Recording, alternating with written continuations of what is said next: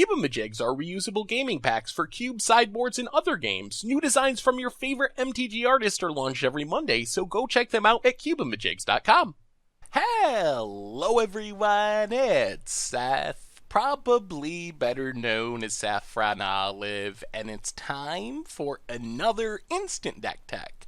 So as you know, Wednesday means it's Wild Card Wednesday, and this week we are heading into the world of Legacy to check out a really sweet new take on an old combo deck. This is Bomberman combo, but also featuring Karn Scion of Urza, which is a pretty cool twist. Basically a mono-white combo deck for Legacy. So this one comes to us from Nola Gold, who took it to a 5-0 finish in a competitive Legacy League on Magic Online. So congrats to Nola Gold on a really unique deck. A quick reminder before we break down Karn Bomberman for Legacy. If you enjoy this deck and you want to see it made into videos, take a minute, click the like button, the subscribe button, leave a comment, anything you can do to support your deck, because whichever deck is most popular gets a shot at being made into videos next week. So Karn Bomberman, to really understand this deck, we need to start by talking about our support cards and then work our way up through the payoffs in the combo. So the support cards in this deck are mostly free artifacts. Our deck is overflowing with artifacts that cost 0 mana. So we start off with 3 different artifacts that cost 0 but add mana. So Lion's Eye Diamond, it's a Black Lotus that makes you discard your hand when you activate it. So there is a drawback here, but we'll circle back around to the power of LED in this deck in a minute. Lotus Petal, 1 shot plus 1 mana, and then Mox Opal. It is legendary, so we can't just have a bunch on the battlefield at once, but extra mana. So the combination of these cards and a lot of other artifacts in our deck means we can make a lot of mana really quickly with this deck. Then we have some free artifacts that instead of making mana, draw us a card, essentially, with a little bit of weird value thrown into it. Mishra's Bauble, you know this one from Modern. You just take a peek at the top card of someone's library, draw a card at the beginning of the next turn. Urza's Bauble, kind of the same thing, but you get to see a random card from someone's hand. And then Lodestone Bauble does cost 1 mana to activate, but you put up to 4 basic lands from a graveyard on top of someone's library, so you can kind of like mess up someone's draws potentially, but basically another 0 mana cycling artifact. So we also have another free artifact that isn't really exactly free. Chalice of the Void, we can just cast it for 0 mana as a free artifact, but really we're mostly looking to play this for 2 mana, have a counter on it, lock 1 mana plays out of the game altogether.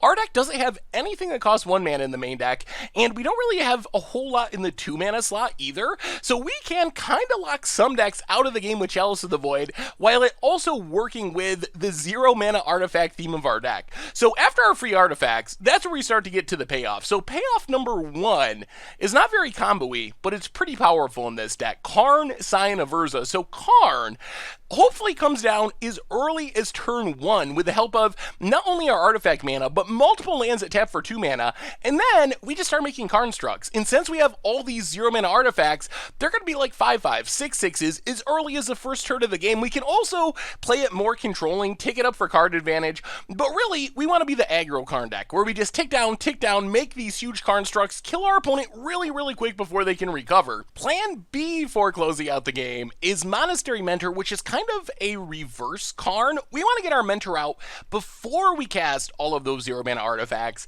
and then we just dump our hand of all those free artifacts, make a ton of Prowessy Monk tokens, and then as we cast those artifacts in future turns, we can make those tokens infinitely big. Also works with our Bomberman combo, which we'll talk about in a minute, allowing us to loop 0 mana artifacts from our graveyard to make our creatures infinitely big to attack our opponent and kill him to death. Payoff number 2 is our combo payoff in Auriok Salvagers. So Auriok Salvagers, this is the Bomberman combo. A weird creature, 4 mana, get a 2/4, you can pay 1 and a white to return an artifact with converted mana cost 1 or less from your graveyard to your hand. So this combo, it's a little bit strange, but it's actually pretty sweet. So what we're trying to do is use Auriok Salvagers with Lion's Eye Diamond. And Lion's Eye Diamond, remember, it's a Black Lotus. We can sack it to add 3 mana. We do have to discard our hand, which that's a little annoying, but you can see where this is going. We can add 3 mana with Lion's Eye Diamond, then we can pay 2 to return to our hand, cast it again,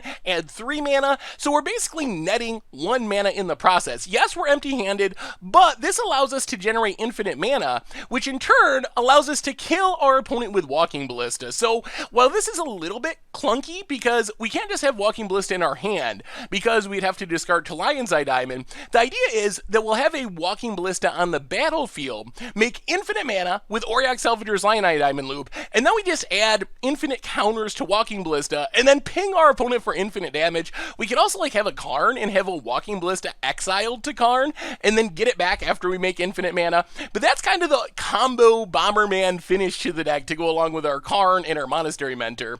Mana base, we talked about City of Traders, Ancient Tomb, our 2 mana lands, really important to casting our Salvagers, our Karn, really early in the game. A bunch of random lands, Cavern of Souls to force through our combo pieces, Karakas to deal with Emeralds and Grizzlebrands from our opponent, Thalias, whatever. Ancient Den is another artifact to power up Karn that's also a land and a plains. Sideboard-wise, Ether's Worn Canonist helps against combo decks. Ensnaring Bridge to deal with creature decks. Same with Swords to Plowshares, targeted removal for creatures. Containment Priest Tormod Script to shut down graveyard-based decks. Aura of Silence to win the mirror, I guess. Any artifact or enchantment-based decks. Really good, taxing every artifact and enchantment by 2 and blowing up an artifact or enchantment if we sack it.